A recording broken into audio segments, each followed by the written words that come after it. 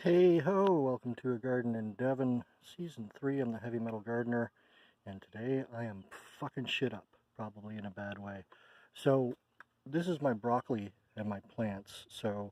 I tried to find videos because when they were growing in here they were all like bunched together and everything, and like carrots I thought that was probably wrong.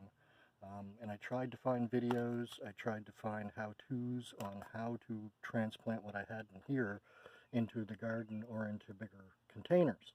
And I could not find really anything that helped me whatsoever on how to separate these, how to pull them, how do I just dump this out and put it right in a pot, like all of them together? I don't think so.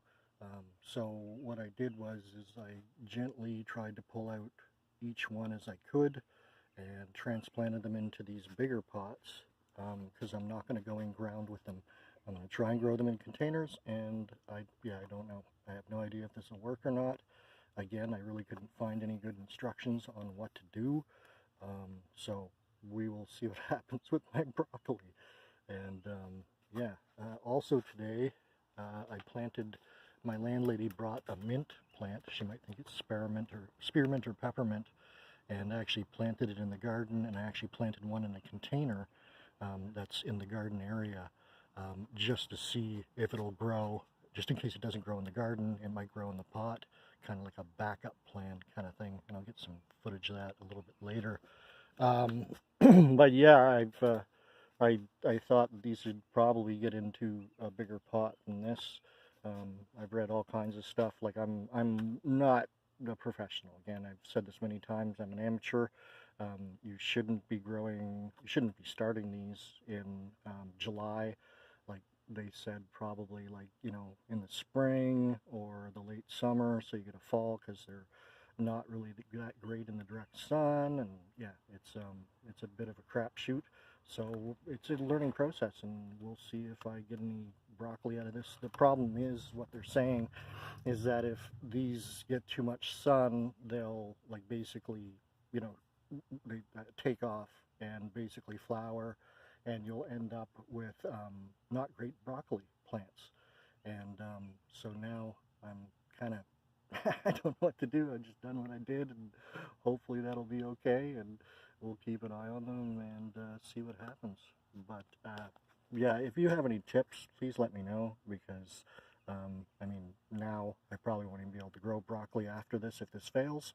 But again, it's all a learning process, and these seeds, if I remember correctly, were a lot like the carrot seeds, which I think are outside, the carrots, and they're tiny, like almost microscopic, and like, I don't know if it's one seed equals like one carrot or what the deal is, but yeah, you have to kind of try and separate them and weed them out, or else they don't grow that well, like happened. I think last year I got barely any carrots that grew well at all. And that's the problem. Like, you got to kind of try and separate the plants without killing them and getting them into pots so they'll grow on their own. Holy crap, I'm sweating. And yeah, it's again, I don't know. We'll see what happens. I gave these guys a little bit of water, and they're in the same kind of soil that they were in. So we'll just see what happens in a few days here. Outside, my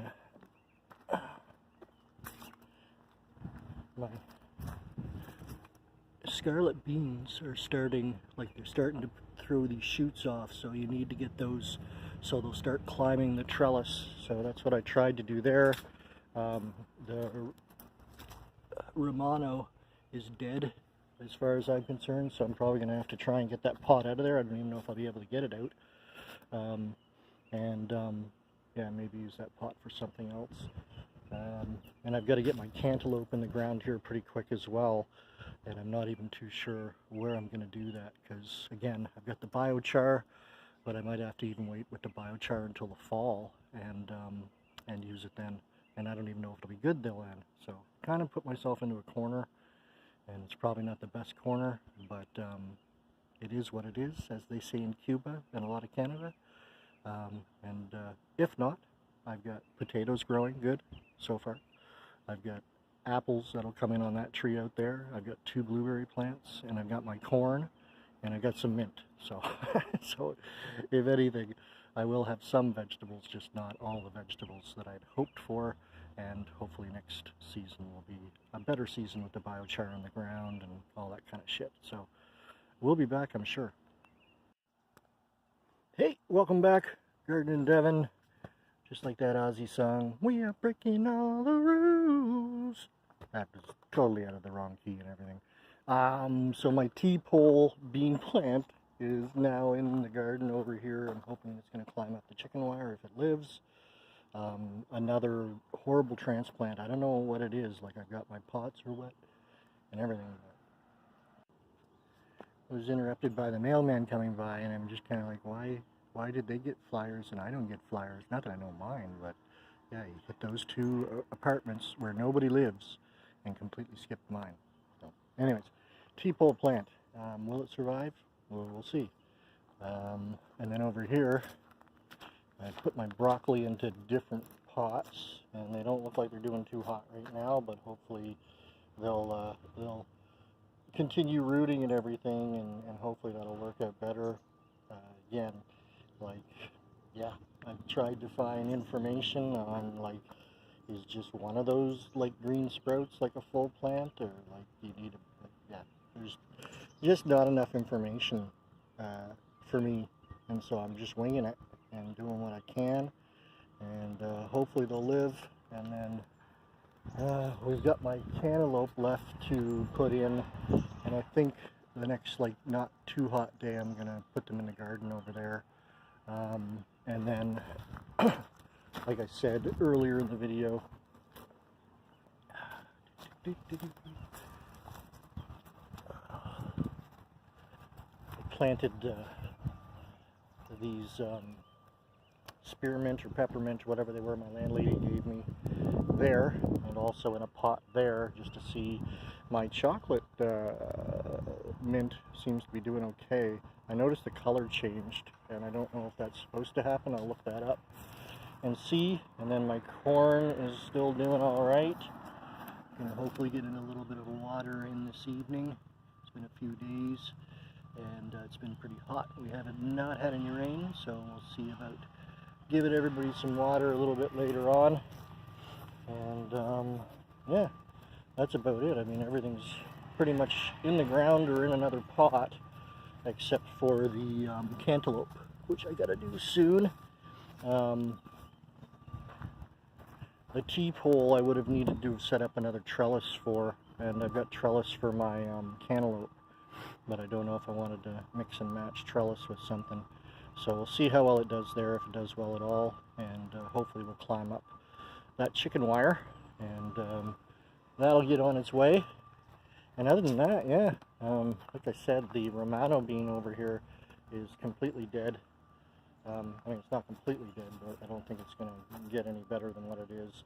There was another plant that was to the left there that's laying flat and dead, and that one is green, so I don't know, maybe it still have a chance to grow. So maybe we'll pause on that one and just see what's going to happen with it before we yank that pot out of there. But then again, these ones, the scarlet beans, like I said, I've got them starting to wind their way into the trellis that's behind the chicken wire. And yeah, hopefully things take off. We'll just have to cross our fingers and see what happens, my friends. Please like, subscribe, and share, and we'll see you in another video soon. It might be gardening Devon, it might be out riding around in Bella, who knows. Tune in, subscribe, like, share, and please, my friends, yeah, it helps when you watch not just the end of the video, but the whole video from the start to the finish. But I know not everybody does that. Talk soon. Welcome back to Gardening Devon, July 7th, Tuesday, and we got a grackle. You know when I turn on this camera, I think. Just about to do some watering. Gonna water the trees, the plants, the rose bush, the grass bed out back. I don't even know what that stuff's called out back there, that grass that they planted, and delicately water my new stuff that's in ground. It's got some water already, but I get some water around it as well. And yeah, just kind of wet everything down. It's been about 3 days since I watered, and checking the soil moisture. It's about time, so we will get it done. And yeah, I think that's about it. Just watering, that's it. I wish you could water with me, but I don't really have any way to kind of carry the camera and record and water at the same time. So we'll be back after the watering, the great watering. Hello, welcome back. Just while I'm taking a little break here, I wanted to show you guys something. So this little guy right here, that is a baby black locust, and that is a sucker. That's not from a seed, because probably right underground, right around here, you'll see that there's, where'd it go? Oh, where the hell did it go? I just saw it. Oh, I'm making myself into a liar, but I can find another one, because this here is another black locust sucker. And let's see, we'll look around here. There's got to be another one. That's what black locusts do. They shoot out suckers, and then you'll have all kinds of little baby black locusts sprouting up. Not particularly where you want them. I mean, it's all right, because you can pretty much just like, as long as they don't get too big and they have the thorns on them. Where the fuck did that go? But as long as you can, there we go. There's the little guy. As long as you can pull the thorns out of them, then you'll be okay when they're small. It's just when they get a little bit bigger, when they throw out the big thorns, that you don't want to be grabbing onto a black locust and stabbing yourself with the thorny thorns, because let's see, oh, it's too high. I can't even show you because there's not a branch that's low enough to show you guys just what kind of evil monster were they. Oh, here, this will maybe work. All right, so we'll do it up against here. This is part of a black locust branch, and just look at these thorns that this tree puts out. Like, you'd almost think that was the crown of thorns that they put on Jesus' head from this monster tree. And again, this tree is only, like, I've been here since 2019, and this tree was a little bit, like, almost as high as the balcony, as that top right there, when I moved in here in 2019, and now it is all the way up. And if you're upstairs and you look at it, so these trees, these ones here, these big, and those back ones there, those trees are like 50, 60 years old. And this tree is only within, 10 kind of thing. And the one out front, which is just about as tall as this one, actually is even younger than this one. And it's already as tall as the house. So black locusts are very, very quick, fast-growing trees. My old neighbor Dave used to say, like, what you might want to do if you're a farmer or something like that is you plant your black locust trees, and you have to keep an eye on the suckers and keep that under control. But, you grow it about fence post as high as you want your fence post. It won't be this thick. And then you just top it off there and leave it in the ground, because these are hardy. It's hardy wood. Very, very strong, very, very thick, very, very dense wood. Doesn't rot easy. And yeah, you could basically grow your own fence posts within a few years, and just do it out of black locust instead of going out and buying a bunch of fence posts. Maybe I should suggest that to my friend Jennifer next door, and tell her, oh, we got a visitor. We got a black locust. Hey, buddy.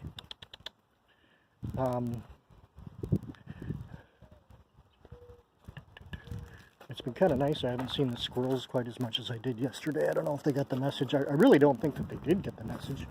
But, where are you, buddy? Still there? Uh-oh. Did I lose him? Where'd you go? Oh, I think he flew off. Oh, no, there he is. I heard him. I just don't see him. Where are you? I have no idea where you are. Well, there's a peanut on the roof, so... Oh, you're over there. It's on the roof. It's on the roof. Do you understand? On the roof. On the roof. I don't want to throw another one. There's already one on there. Go and see. You got good eyes. You got good eyes. Go on, bro. No, no, no, no, no. No, no, no, no, no. I know that's where the peanuts are. I know it's in that bucket. But there's one on the roof. There's one up there. Just give me a second, bro. Hold on. It's gonna run so far away. There. Now you see it. Alright. Well, there's one up on the roof, too, if you lose that one. Jackass. Alright. Back to watering. I just gotta do the, I know those plants are pretty much dead. But you're going to water these guys over here, even though the deer have eaten all the good stuff off of them. And then I got to water Sandra's grass garden out back here, which I don't know. Some days it looks like it's dying, some days it looks like it's doing okay. It's supposed to, like, you know, propagate by itself and fill that up with all that kind of grass. It's like a almost knee-high kind of grass that is longer and thicker blades than your normal variety garden grass. So gonna finish off watering here and maybe pull some black locust out of the ground and call it a night. And thanks for watching, everybody. Please like, subscribe, and share. And we'll see you all in the next video. Even though I think I already did a whole like, subscribe, and share thing. I know I do that a lot, but I never know when I'm gonna film some more or record some more, whatever you want to call it. Oh, I got some previews, some still images from the director of the documentary that's being done on me, and yeah, looks pretty cool. I mean, I don't know what I can say. I think they have to submit the documentary like in about a week or so here, and then in September, that's when the Silver Wave, the Fredericton Film Festival, is on, and hopefully, fingers crossed, if I can cross my fingers. Fingers crossed, bent, twisted fingers crossed, that we'll have a premiere at the screening at the Silver Wave Film Festival. And all I can do is hope that people embrace my story, like my story, whatever. I sometimes sit and, you know, even when we were talking about it, it's like, why me, why my story? There's lots of people that have had worse and better lives than I have, more, you know, definitely had gotten, you know, way more, what's the word? Way more out of their life, you know, way more success. That's the word I was looking for, than I did. But I guess my story is a little bit of one of you know, struggle. There's a peanut on the roof right there, bro. Oh, god damn it. Yeah. You know, yeah, there's people that have had struggles worse than mine, and successes way better than mine. And I guess kind of the story of my story is just how I've managed to manage. How I've managed to manage. And I don't even think that my documentary has a title yet. And I've been really bad at trying to figure a title out for it. So I hope they come up with something good, because I'm stumped for a title for the documentary. Not that they asked me to come up with one, but we'll see what they do. And yeah, back to the old ending again. Like, subscribe, and share, my friends, and we'll see you in the next video.